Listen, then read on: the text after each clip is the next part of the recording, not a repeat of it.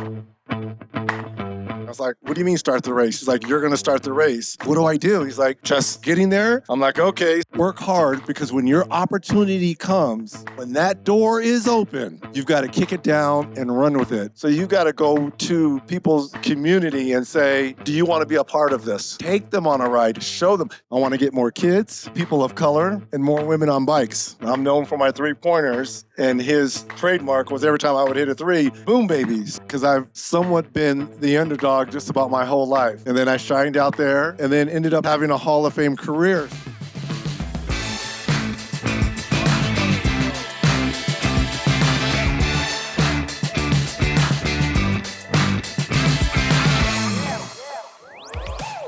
Welcome to the Castelli podcast, the show that takes you behind the scenes of your favorite sport and introduces you to its remarkable personalities. My name is Søren Jensen, and in this episode I'm excited to hand over the mic to two extraordinary people. Today's guest is truly inspiring, I tell you. A superstar admired by millions of fans. We are joined by NBA Hall of Famer Reggie Miller. While Reggie is widely known for his legendary basketball career, today we'll discuss his love for mountain biking and gravel riding, the cycling community, his mission to boost diversity in the sport, and his passion for getting more kids and people of color involved. We'll also explore his efforts to make cycling more accessible for everyone. Joining Reggie is Matt Lieto, a world-famous athlete who has competed in several Ironman World Championships and races like the Unbound 200, and now shares his insight as a coach, podcaster, and commentator. This interview was recorded during the world-class gravel event in and around beautiful Steamboat Springs in Colorado. So without further ado, let's welcome Matt Lieto and Reggie Miller. Take it away, guys. Okay, we are here with Castelli at Steamboat Gravel, the home of gravel racing in North America. Kind of one of the best weekends of gravel, personally for me. Great vibe, great people. It's kind of like a gravel reunion.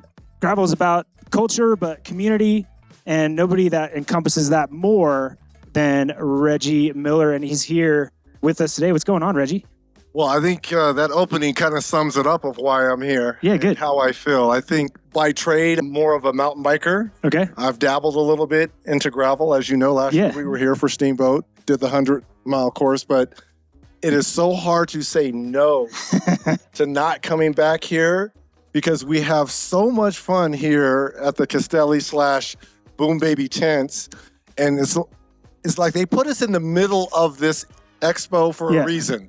Because our energy and vibe, bringing it. We bring it and it's unmatched. Who doesn't want to play Pop-A-Shot?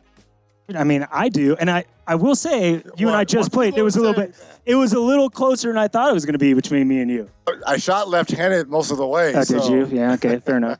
I will say, you got good form, though. You do have great form. Appreciate that. Yeah, it's pretty unique. I think Castelli does a great job. And I will say, by far the highlight for me last year was being able to somehow be the one who was trash talking on Pop-A-Shot with you. You know, people thought I was going to be the trash. You were the biggest trash talker during that tournament, and you made it priceless. But, priceless. Yeah, it's your energy, and you're bringing it, and it's sweet. So, yeah, you said you're a mountain biker, and obviously I'm looking at a picture of you shredding on the mountain bike, but gravel, a little bit different. I don't know, last year you were a little tentative because it was a long race and, you know, something different than you've done before. What, besides the culture and the people, what excites you about this discipline compared to mountain biking? Well, especially being here in Steamboat, the beauty of Steamboat Springs, the champagne of gravel, as they call it, it is, again, I'm a little bit more limited because I haven't traveled to where many of these pros and Cat 1 racers have probably raced. Yeah. But being here in Steamboat and being a part of this community, of this gravel community, it's the freedom on the bike. And again, the scenery is unmatched. You get a competitive nature, don't get me wrong, but it's so cool because there's 3,000 plus riders here. And whether you're struggling or you're zooming by them, there's so much words of encouragement. Right. I was giving words of encouragement as I was passing people, and once I struggled at mile 80 and that last climb on Cow Creek when I was cramping, and everyone was passing me, patting me, good luck. You got this. You're almost at the finish line. That's what's so great about the gravel community, and in particular, this race. Yeah, it's crazy, right? Like, I think people are intimidated by bike racing to an extent because they see, the Tour and people that are aggro, right? That's all they really know is Jonas Vingegaard and Pogačar and Pidcock and Vanderpool, and they're going a million miles a minute, and there's no way I can do that. Right. I thought that until I fell in love with mountain biking and being on trails. I'm like, this is absolutely awesome. Yeah, it's cool, right? And to me, it's interesting. It feels more, these races feels more like what I think people used to think marathons were like, right? Where there's that, it's a race, but it's not cutthroat. It's not, there's some of that for sure up front, but it's this unified participation of the amount of people that are here that are on the same page as you were last year. Like, man, I don't know if I'm going to finish. Right. It's kind of cool, right? But they've got the support from so many other people that are in the same boat as they are. Yeah. And I think that's what makes it special and unique. And, you're right to a certain degree of the aspect of cutthroat. That'll be in the pro men and women's race. Yeah. Because there's money on the line for them. Here, it's about accomplishing your own goal, right? I'm sure people have a time in mind or just finishing. That's all they want to be a part of. And then the party atmosphere here on Yampa Street with this expo going on, to me, that's what it's all about. It's pretty cool. So take a couple steps back. We know you I know you, I watched you, play basketball for years and be that entertainer and obviously a ridiculous athlete. What was it about two wheels on a bike, mountain biking, gravel, that took that competitive nature and quelled it in biking? Is it that, or is it just you being out by yourself? What is it about cycling that gets you excited and why you're so passionate? I've gone through a few stages of how I've come to this point now of actually racing and competing. Yeah. When I first got into cycling, I was introduced by Tim Comerfield, who's the bassist of Rage Against the Machine. Dude. I had just moved to Malibu. I was sitting in a restaurant. He walked up to me, welcoming to the neighborhood. He's like, by the way, me and a couple buddies, we always ride the trail that's by your house on Puerco, and it's the best trail in Malibu. You should come out and ride with us. I'm like, well, I don't have a bike. I didn't know what biking was or anything like that. Yeah. He's like, oh, I have an extra one. Just come on out this weekend. So sure enough, his couple friends ended up being Laird Hamilton, the big wave surfer. Yeah, of course. And Don Wildman, who at the time owned Bally's Fitness. So those three guys took me up, and it was the first hour is a climb on Puerco Canyon.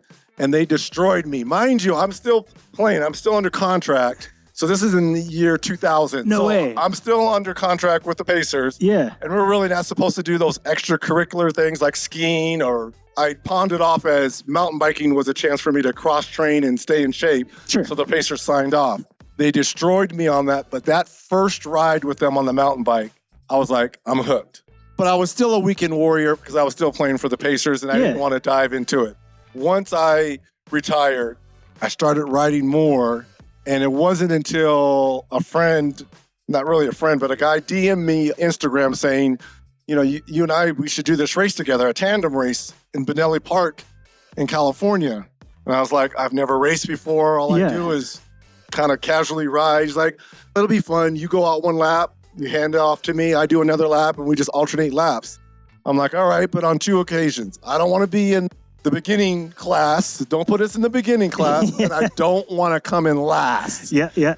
He's like, all right, I got you. So we signed up for what's after beginning. It wasn't Cat 2. Okay. Yeah. We were in the Cat 2 division. We didn't come in last, but he was like, start the race because you'll understand what I'm talking about. I was like, what do you mean start the race? He's like, you're going to start the race.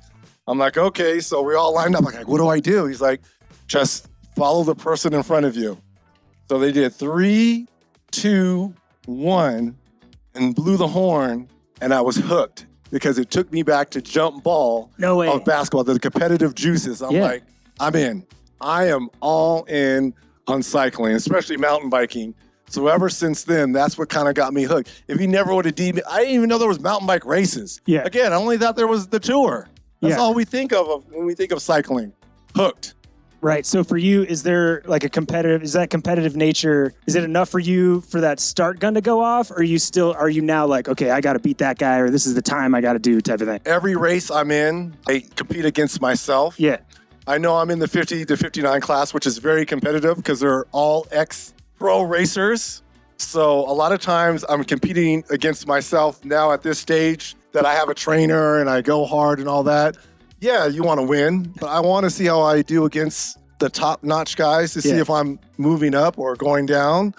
But it's so fun just to be in the middle of it. And really, I want to get their respect because when I first started, Reggie Miller, basketball player coming into this space, I wanted to earn their respect. I wanted to earn he deserves to be on the front row. So I had to put my time in. I started from the bottom and I'm here now. And I feel like I've gained their respect, and if I haven't, I'll show them that I belong and deserve here. No, I feel like you have. And I will say, last year, Steamboat's got a bunch of events. We did a ride, I think it was with Valtteri Bottas. Yes. And at one point, I'm like, man, the group split up. Like, I'm going to have to start riding hard to catch up. And I look up and dang it, man, it's Reggie. It was the Boom Baby train back from that luncheon. Yeah, it was brutal. Well, it wasn't brutal. Dude, you were going hard. It was my last hard effort before the 100. So I'm just saying, I was impressed. But what I know, because I'm wily, and it's not my first rodeo, I'm like, I'm going to push the dude out of the way that's sitting on Reggie's wheel. Because once I get in that void, I know. That's the problem. When you're 6'7", everyone wants to draft off you. But the good thing here about Steamboat, there's a lot of guys 6'4" and above that I'm going to be finding to draft on Sunday. Okay, I got it. Hopefully. That's awesome. What was the name of the bassist again? Of the what? The bassist for Rage Against the Machine. Oh, Tim Cumberfield. Till Cumberfield? Cumberfield. Mm-hmm. Dude, he's a legend. Yes. That guy's fucking yes. legend. So, obviously, you love the sport, and it seems like you're using Boom Baby and trying to get more people exposed to it being something that they can participate in and have fun. Is it similar to that experience you had? Like, do you want to be that person like you had with your buddies that took you out in Malibu? Mm-hmm. Are you like, man, if he didn't ask me to go for a ride with his buddy, this world wouldn't exist to me. Is that part of your motivation? 100%, Matt. I don't know if I'd be here speaking with you if it wasn't for that introduction from Tim. And my main objective and going forward will always be, I want to get more kids, more people that look like me, people of color, and more women on bikes. It's simple. Right. And it's an expensive sport. I understand that. But we all had our Schwinn's growing up. Everyone had a bike growing up, a BMX bike, something. And the freedom that 2 wheels riding around with your buddies, as a kid, you kind of lose that the older you get because no one's cycling or biking. Right. You lose that. And I'm just fortunate that I recaptured it in my early 40s. Plus 50 now, but I recaptured it, and I want to give that joy of people being on 2 wheels, that feeling, those endorphins being released. And plus, I think it's great for your mental health. Yeah. In today's world, with everything that's going on with politics and race and sports and family life, the struggles, COVID. Yeah. Sometimes it's good to get on 2 wheels and get out for an hour just to kind of release everything that's going on in your life, refocus. And hopefully it brings some purity to you. Yeah, dude, I love that. Because especially in these times, when you go through struggles, and for me, it's like, whatever the day's like, or the week's like, or the struggle. A good bike ride solves everything, dude, right? I get out there and my head's like, things kind of come together. And I do think, man, I wish everybody had this, right? And I hope more people have the ability, like what 2 wheels can do. Right. But I'm just like the dude that's sitting at home not doing anything about it. And you're like trying to get more folks on bikes. That's pretty awesome. And so, talking about, and we're on the same page about, seems like in the past historically, and still now, but SBT has changed this in the US more than any other event I've seen, is that all the people out riding look like me. Yeah. Right? And women. Not here. No, Not at this event. That's why it's hard to say no to Amy and this event. I mean, Marley from All Bodies on Bikes, Marcus from Ride for Racial. I mean, every demographic is covered here and is featured here, right? And it's genuine. Yes. Right? Yes, it's not just for, we'll put you in the corner over here. Yeah. And, if someone comes up, they are featured here. Yeah. And it's not to like hype up the brand or anything. Right. It's like genuine, like, again, we're talking about gravel being a community thing. Yes. And community is all inclusive, right? Sure. And I hope that spawns off to mountain biking. Right. Spawns off to the road, to the track. Because cycling is all, you got to be able to do all disciplines, really, in my opinion, in cycling. And it's still two wheels. And the more people that have the opportunity to ride and be a part of this family and this gravel family, the better we'll be. Because it's funny, I was doing another interview before. We founded mountain biking in the United States. Yeah. But you look over, the Europeans dominate it now. How is that? Why is that? Let's open up the gene pool.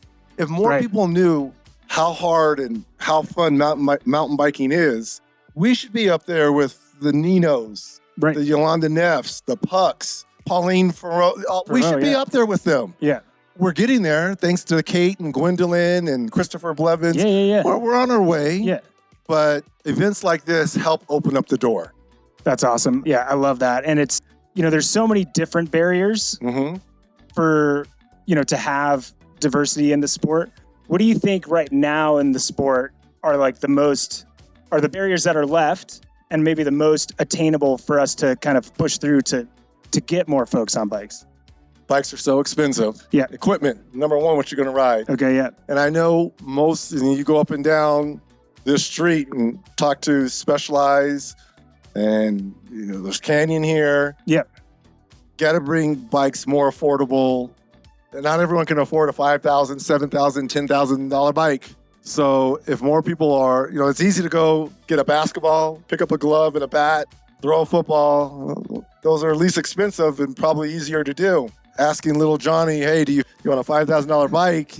There's got to be a commitment from little Johnny to help pay that back. So making bikes more affordable to people without means, I think is the first and foremost. And then advertising, because there are not people where I grew up, and I didn't grow up in the hood. I grew up lower middle class-ish that doesn't even know this exists. So you got to go to people's community and say, do you want to be a part of this? Right. And show them what is it. Take them to the canyons. Take them on a ride. Show them. Take them to a race. Yeah. I guarantee you, if you go to the inner city and take a lot of these, because all they think is, I'm going to be an entertainer, rapper, basketball, football, that's my only way out. Right. Those are the only things I can do. No, take them to a race. Yeah. Take them to a race and let them, I can do that. Everyone knows, not everyone, but most people know how to pedal. I can do that. I think I can do that. Show them. For them to achieve it, they have to see it. Yeah, I mean, that seems like the biggest thing, right? And I think that's, for me, outside looking in, that's what you're bringing to the scene, right? Is like, oh man, I look like that dude. And, I was thinking basketball, I was thinking all these other options, but like, oh man, he's like, this guy's as pumped on mountain biking, and I won't put words in your mouth, as it seems like at times maybe he was with basketball. Sometimes just crossing the finish line, like when I crossed here a year ago, I felt like that was a game winner for me.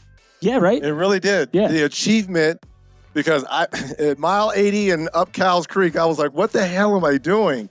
But once I plateaued and it was downhill and a few rollers to the finish line, I felt like it was a game winner playing the Knicks, pushing off Jordan. And that's how I felt. Yeah. And I was so pumped about it that more people need to experience that.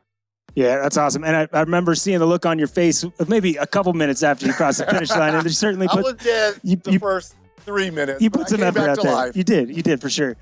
Dude, that's awesome. And so tell us a little bit about how Boom Baby started and kind of what your mission is there. Playing in Indiana, the Pacers. Slick Leonard, who's the legendary coach of the ABA 3-time champion Indiana Pacers. When I was drafted in 87, he was working for television and radio. So obviously I'm known for my 3-pointers, and his trademark was every time I would hit a 3, Boom Baby. So in Indiana, everyone knows Boom Baby because Reggie Miller and the 3s. And God rest his soul, he's looking down on us now. I wanted to keep that alive. So for 18 years, that's all I heard was Boom Baby.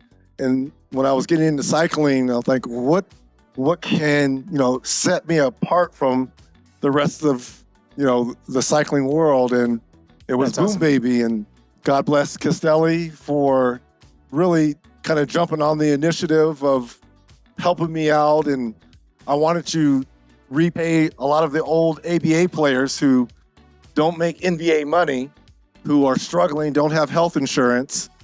And we set up a foundation through Boom Baby to, when we would sell Castelli jerseys, to help find them dental work. They're going out for jobs, get them a coat. A lot of them are destitute, don't have anything. And with the help of Castelli and Boom Baby, that was the big thing. Dude, that's awesome, man. It's so easy, especially in a sport, any sport, cycling, NBA, I imagine is much more so. Like, you've got so many people just telling you how awesome you are all the time that it's pretty easy to become self-absorbed and kind of into that scene. And it's amazing to me to see someone come out of that and still be like, no, man, like your focus is clearly others. Right. Well, here's the thing, because I've somewhat been the underdog just about my whole life. Across the hall from me in Riverside, California, was the greatest women's basketball player of all time, and my sister Cheryl. Yeah. So I was forever in her shadow. Right.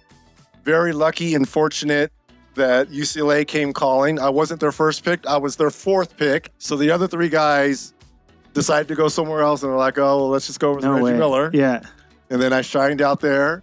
Blessed that the Pacers came calling at 11. No one knew what the Indiana Pacers was. People were like, Indiana, where is Indiana? I was like, it's in the NBA from what I heard. And then ended up having a Hall of Fame career. So I wasn't highly recruited. I wasn't a blue chipper. So there's no need for me to have a big head because I was never there in the first place. I wasn't a top AAU blue chip kind of guy. So I'm a military brat, and we're not taught that. Right. You be humble, you respect the man or woman in front of you, and you work hard for everything that comes your way, and then you just let it all hang out where it needs to hang out. And what is it about you and how you attack basketball in general, where like clearly if those doors are open and like things happen that allow you, and that happens for all of us in life, but you had to work your butt off. And like, would you have ever expected that you'd be a Hall of Fame guy? Right? Like what did you do? What did you do to get there? And does that transfer at all into bikes? You're going to trip out on this story, and I tell this to kids at camp. It's all about opportunity. My sophomore year in high school, we're playing a road game. The best player on the team, Dave Myers, who was also a sophomore, he forgot his, on the road, you bring a darker jersey. At home, you wear the light color jersey. Right. He brought his home jersey on the road. He didn't have the road jersey, so he couldn't play. And I wasn't playing at all. I was on the bench. I was not even the 6th or 7th man. Coach said, all right, we'll give Reggie a shot tonight. I worked hard in practice, but I couldn't sniff the games. And mind you, my sister is scoring 100 points a game at Riverside Poly, but I can't find the court. Yeah. So I started that game on the road and scored 30 points. First game ever, scored 30. Crazy. So the coach the next game is like, well, we got to leave him in. Let's see if this was a fluke or if he can play. Well, scored 39. Fourth game, 42. Dang, and I never saw the bench again after my sophomore year. And then that's how it started to crescend for me to the top. But I tell kids all the time, what if Dave Myers never would have forgot his jersey? I tell them, work hard, because when your opportunity comes, when that door is open, you've got to kick it down and run with it. I was prepared. I played hard. I worked hard. came early, stayed late, but coach never called on me. And I was wondering, when is my opportunity ever going to come? Am I one of the top 75 greatest players of all time?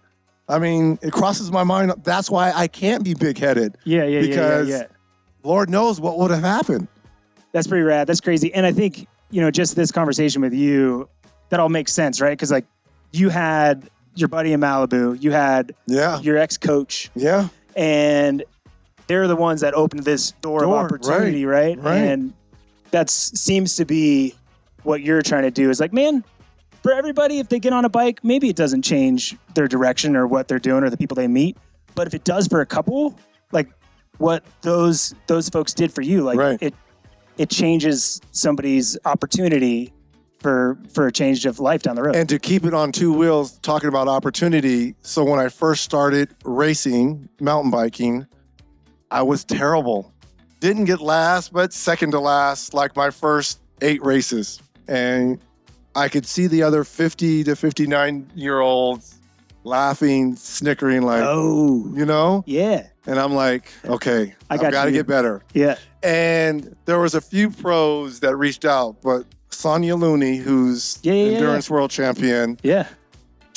I reached out to her and was like, how can I get better? She was my first real official coach, so I had no idea what I was doing. And she gave me belief, hope, encouragement. And I was like, because my whole thing was, I was in Cheryl's shadows. I wasn't highly drafted. So these are things for me to catch. Now these guys are laughing at me at the races. Oh, that's Reggie Miller. Yeah. I'm going to show them. That's the same thing. It's the same thing. It's come full circle now that CTS, Train Right, Jason Siegel, who's my coach now. Yeah. You want to get these dudes back? This is how you do it. And I've been in the lab. Trust me, now they're looking at me. I don't snicker, I don't gloat, but I look at them like, I remember you. Yeah. Do you remember? Now instead of me looking at the back of their jersey, now they know how to spell Boom Baby correctly now. Because it's on the back of your jersey. Because they never saw it. Dude, that is amazing. And like, I pity those guys kind of because it's like the energy that you put into like rolling with Michael Jordan and stuff, you're like, okay, I'm going to get you. Shooting 1,000 shots a day. I mean, you heard about the whole 10,000 hours. Yeah. I surpassed that by my junior year in high school. So I know what it takes, how many times you got to be on two wheels to get stronger, faster, go longer. Yeah. I know what it takes. I don't know. I mean, I'm still getting there, and I'm not even nowhere near where I need to be to catch those dudes. But I may never catch some of the top guys, and that's okay. That's not going to stop me from fighting, and that's what I want people to know. But those guys that you don't get aren't going to be looking at you that way. They're going to be like, that guy's put in his work. Right. It comes back to the respect. Yeah. You deserve to be right here next to me. Yeah. You might not catch me, but you deserve to be right here next to me. Yeah, I love that. That's awesome. Okay, so let's geek out a little bit here because we're all nerds when it comes to bike stuff.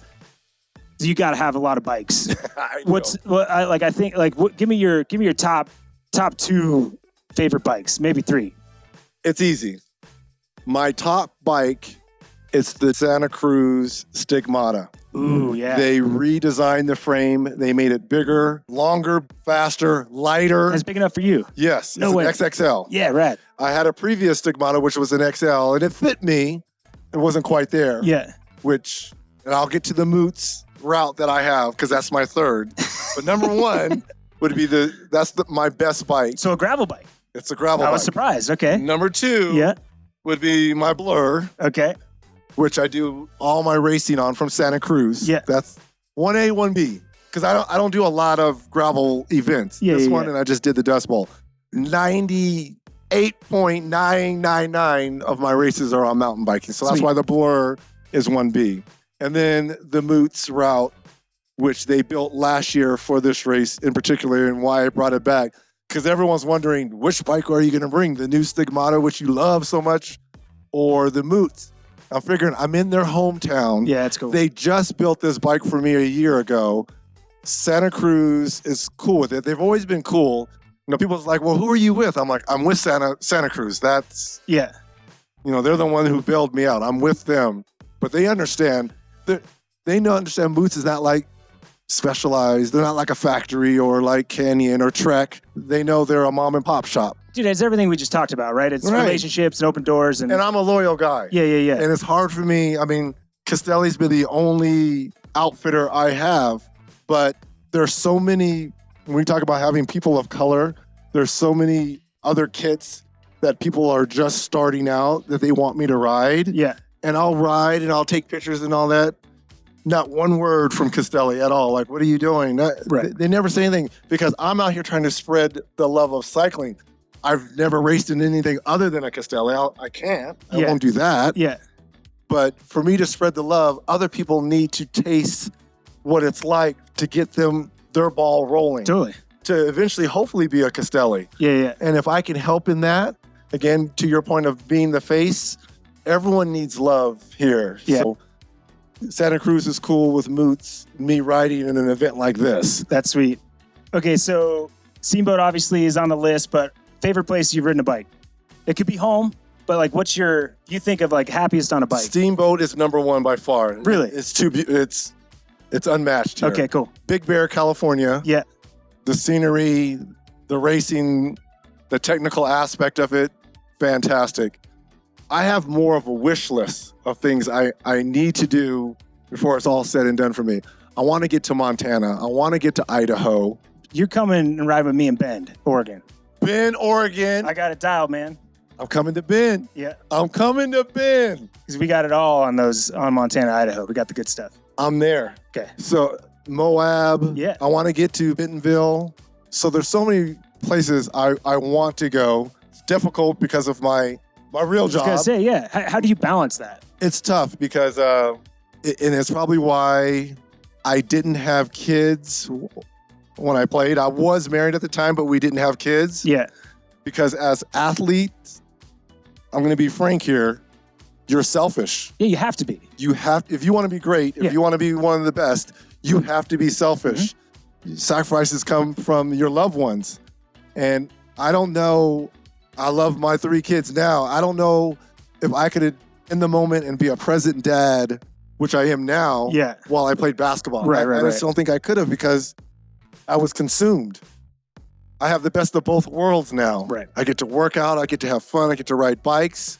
All that is in the morning, and I got so much time with my family. And on top of that, working with Turner and TNT and calling games and traveling, sometimes it's hard to get on a ride and get on a bike, but you got to make it work. And are you traveling with your bike? I do not. No. Yeah. No, I do not travel with a bike. Thank God for Peloton. In and out, right? I go in Wednesday, work the game Thursday, and leave Friday morning. Yeah. And back on the bike Friday to do a soft ride. And then my training is hard. Saturdays, Sundays are longer rides. Yeah. Monday and Tuesday are intervals. And then I'm gone back at Wednesday. it. That's sweet. And so I got the schedule pretty much down. Yeah. But I would love to ride 30 hours a week like Isabel King. And I mean, I do. I get anywhere from 10 to 15 hours if I'm lucky. Yeah, but that's which is good. Yeah, totally. Which is good. Yeah. But if I wanted to be like Victor Sheldon and some of these other guys, I would have to get like 20 to 30 hours to build up endurance. And when you're on the flight home on a Friday, obviously you're just stoked to see your family and hang out and be a good dad. But are you like, man, I can't wait to get bye? Yeah, I can't wait to get home and get on my bike, right? Yes, but it's also good because now my son is 10 and he's into basketball, baseball, and all that stuff. Yeah. So now, as you know, weekends are kid activities. Right. And those are supposed to be my longer days. So I find myself getting up at 5, ride to 3 hours till 8, sometimes 9 if I can get a 4-hour day, and then still, they're longer days. It's more important for them to see me and be there and be a part of their development than I can't be selfish now because there's other people depending on me. Yeah, that's crazy. And last question or two. How do you have so much energy, man? Is it because you had such a high standard of like the amount you had to train and work for basketball that now it's like, okay, this still isn't that? Or do you just have like I have a go switch. I've always been an early riser, even when I played. Yeah. There's some guys that like to sleep in late. I think my body clock is always up early. And Joel and Julian will tell them I'm always texting them at crazy hours. I'm built a little bit different than other people. I've got a motor and an engine, and I just like to go, go, go. Naps are huge. If you get an hour nap in, hour and a half, that helps reset the body. Oh, dude, I mean, talking to you, it makes me need to go take a nap, man. Not that it's a hard talk, but the Whoop tells us too, right? So naps are so important when we're wearing these bands. Yeah, totally. Dude, that's amazing. And I think obviously respected you a lot before we had this conversation. I learned a lot more about your motivations, and hopefully people listening have too. And I just thank you from the cycling community for using some of that bandwidth and energy to try to change our sport in a positive way, because we need it, man. And it's not just going to happen unless somebody does it, right? Well, thank you. But one man can't do it alone. Yeah. And a lot of times, and I tell people this, I'm standing on the shoulders of the Rashawn Bahatis, Right. the William brothers, Justin and Corey. Those guys, they put a lot of sweat equity into cycling when a lot of these sponsors that are here now didn't even know their names, and they were out here slaying. Now that everyone knows them, they want to open their doors. So I stand on their shoulders, and I'm just trying to bring more eyes, more awareness to how fun and encouraging the sport of cycling can be. And I've got great sponsorships from a lot of people, but it doesn't mean anything if you're not actually out selling it. And I'm surrounded by great people, by a great family. And at the end of the day, I tell people I'm loyal. It's hard. Yeah, you are. So many people have called from other brands. I know Joel's sitting here. I was like, sorry, I can't. And there's no money. I'm not paid by anyone because I tell them, y'all can't afford me. Yeah, that's what I'm saying, right? They can't afford me. But I do it for the love and the respect. And again, it seems to me that in your head, you've got those other people that have been in your life that open those different doors. Right. And like, man, opening that door for another person is way more valuable than you getting some money from Castelli. What's cool, and I know you got to go, but No, you good. the junior ride today. Yeah. Case in point. Yeah. Case in point. We had, I think the youngest today may have been 6 or 7. Yeah. And up to about 17 or 18, boys and girls. About up to 50 kids and adults mixed in. And the joy on their face, that's what it's all about. Yeah. And for them to ride with their mom and dad, and for me to be a small part of that, we're giving out donuts, and kids want stickers to put on their skateboards and their bikes. The laughter and the smiles, to me, kids, that's where it's at.